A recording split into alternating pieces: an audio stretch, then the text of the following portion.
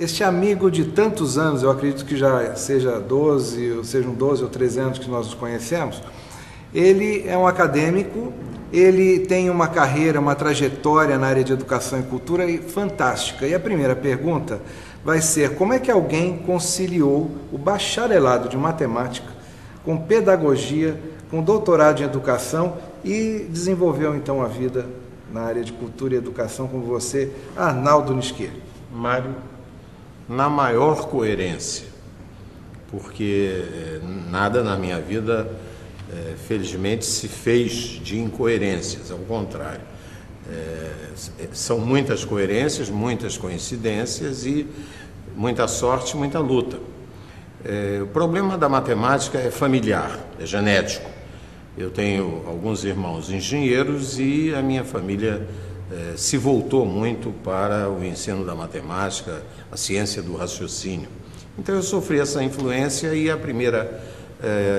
o primeiro impulso na Universidade do Estado do Rio de Janeiro foi fazer a licenciatura em matemática. Depois eu lecionei durante 7 anos na própria UERJ, geometria analítica, que é uma coisa muito bonita.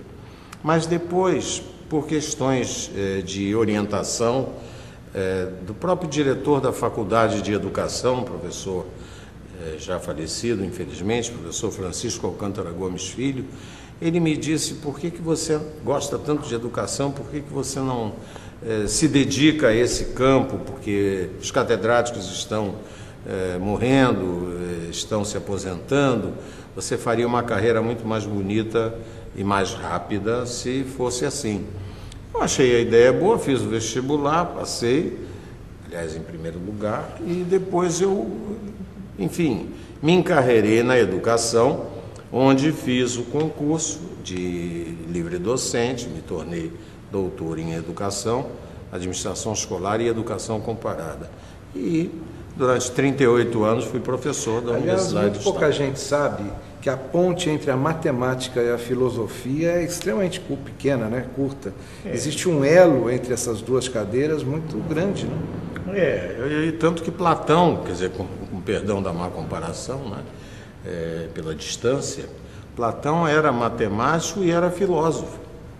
Então, um clássico, né, da cultura universal, ele próprio era um matemático e um geômetra de primeira qualidade. Então, eu acho que isso aí, a história se repete. E nessa sua vida ligada à área de educação, você recebeu inúmeros títulos, diplomas, prêmios. Existe algum que, de certa maneira, te marca, algum título, algum diploma desse? É engraçado, você fez uma pergunta até que eu, de uma certa forma, me emociono, porque existem alguns títulos realmente que eu conquistei ou que recebi, mas existe um que me foi dado pelo Ministério da Educação, que é a Ordem Nacional do Mérito Educativo. Ela é dada a poucas pessoas, não é dessas ordens que tem 500 por ano, ao contrário, 35 por ano. E eu recebi, já há mais de 20 anos, essa Ordem Nacional do Mérito Educativo e fiquei bastante gratificado, porque eu acho que esse é o grande reconhecimento que um educador pode desejar. E quantos livros foram ao longo da carreira? 53, incluindo os infantis que tenho feito. E alguns deles, é claro, publicados no exterior, já em muitos países, né? Ontem eu estava colocando na parede uma nova versão do meu livro Uma Aventura no Pantanal, em japonês. Eu achei a versão muito bem feita, li toda, né? Não entendi nada, rapaz, mas o livro ficou muito bonito, como tenho também o livro de Filosofia da Educação em romeno. Tem um livro chamado A Sabedoria Judaica, que foi feito no México, para todo mundo hispânico. Então, devagarinho também, lá fora, se vai conhecendo. Não sou um Paulo Coelho, né? Mas, de qualquer maneira, alguns livros já... Mas eu posso te dizer que o nome Arnaldo Nisquet está ligado à educação desse país, em função até de todos os cargos que você ocupou na sua vida, né? Tanto na área pública como na área privada. Você é um homem de educação e de cultura. Eu fui secretário de Estado 3 vezes. uma de Ciência e Tecnologia no governo Negrão, depois Educação e Cultura, 4 anos no governo Chagas Freitas, e agora, há 1 ano, já sou secretário de Cultura do governo da governadora Rosinha Garotinho. Sempre pelo mesmo partido, que é o PMDB, eu nunca troquei de partido. Então, eu tenho a impressão que essa coerência ela é apreciada. Nós vamos ter agora, no Rio de Janeiro, a biblioteca, o nome? Alfredo Machado, em São Cristóvão. Junto ao Museu do Primeiro Reinado.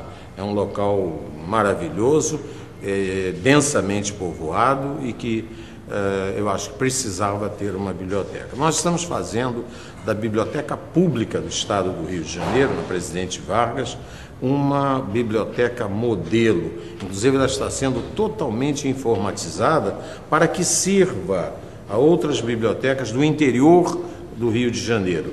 Isso daí, por si só, já é a demonstração da prioridade que estou dando ao trato do livro, da palavra. E nós estamos aqui em plena Academia Brasileira de Letras, onde o livro é uma efervescência natural. Como é que é a emoção de ser presidente da Academia Brasileira de Letras? É muito, muito grande, e uma responsabilidade também muito grande, porque não parece mais para administrar uma academia como a Academia Brasileira de Letras, que no imaginário popular ela figura em absoluta primazia.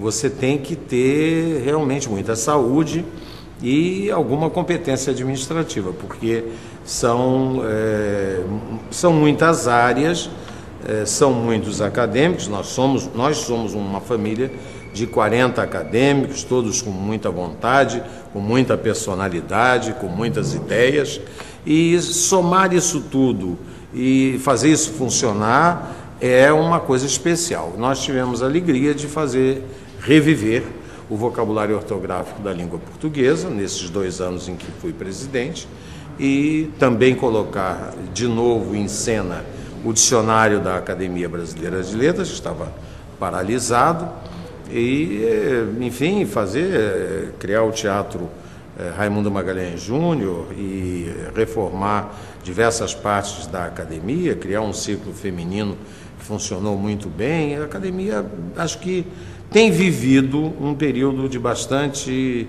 energia, e isso é fundamental. Uma casa tradicional, que se chama Casa de Machado de Assis, que agora tem uma nova biblioteca inteligente, como não tem nenhuma outra em nosso país, a Biblioteca Rodolfo Garcia. Eu tenho a impressão que isso nasceu nesse período em que fui presidente da academia. Eu acho que isso tudo daí é a soma de fatores positivos que deram à academia uma grande vida. Qual o livro que o Arnaldo Nisquet gostaria de ter escrito? Olha, eu gostaria de ter escrito um dos 9 romances do Machado de Assis. Não tenho nenhum problema de não ter escrito, porque não teria competência. Agora, gostar de ter escrito, porque acho que ele foi um pioneiro há 500 anos atrás, eu gostaria de ter escrito o Didacta Magna do Comênios, que era um religioso, mas um homem que, como eu disse, há 500 anos, há 5 séculos atrás, já falava em audiovisual, já falava em multivisão. Vocês veem daí a genialidade dele, porque o que ele disse, sendo ele um dos maiores educadores de todos os tempos, como foi importante o que ele disse naquele momento, como pioneirismo do que hoje desabrochou, e não se entende mais uma educação moderna sem esses elementos todos auxiliares. Bom, você me levantou uma bola, eu disse que era a última pergunta, mas agora eu não resisti. Virou penúltima. Você, se escrevesse Dom Casmurro, qual seria a tua posição a respeito de Capitu? Olha, Capitu, lindíssima. A Capitu continuaria com os olhos oblíquos, até porque aí eu ia me lembrar que tinha me formado em matemática, não é? Então os olhos oblíquos são uma novidade, né? na face humana de uma mulher bonita. Agora, ela continuaria a ser uma dúvida, porque o que fez o Dom Casmurro ficar famoso até hoje, e vai fazer isso para a vida toda, é a dúvida que se plantou no espírito do leitor se a Capitu era ou não era fiel ao Bentinho. Essa dúvida eu acho interessante, é da genialidade do Machado de Assis, e se eu fosse genial como ele, deixaria dúvida também no espírito do leitor. Tá bom, olha, a gente quer agradecer muito o Arnaldo, esse papo foi fantástico. E vocês de casa certamente terão muitas outras oportunidades, não só de ver o Arnaldo conversando conosco, como outros acadêmicos, porque essa casa aqui realmente a gente se sente como na própria casa. É verdade, é verdade. Um abraço para todos.